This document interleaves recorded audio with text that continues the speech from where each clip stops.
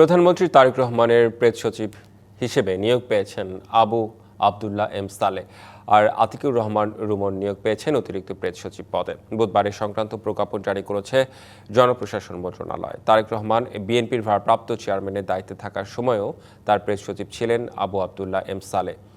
তিনি 4 দলীয় জোট সরকারের আমলে কলকাতা উপ হাই কমিশনের ফার্স্ট সেক্রেটারি হিসেবে দায়িত্ব পালন করেছেন। এছাড়াও কর্মরত ছিলেন বার্তা সংস্থা ইউএনবি, দৈনিক মানবজমিন, বাংলা বাজার ও বেসরকারি টেলিভিশন চ্যানেল আইতে। দায়িত্ব সামলেছেন ঢাকা রিপোর্টার্স ইউনিটির সাধারণ সম্পাদক হিসেবে। অন্যদিকে অতিরিক্ত প্রেস সচিব আতিকুর রহমান রুমন দৈনিক দিনকালে কর্মরত রয়েছেন। তবে নিয়োগ পাওয়ায় দৈনিক দিনকালের সম্পাদক ও প্রকাশক পদ ছাড়তে হবে তাকে।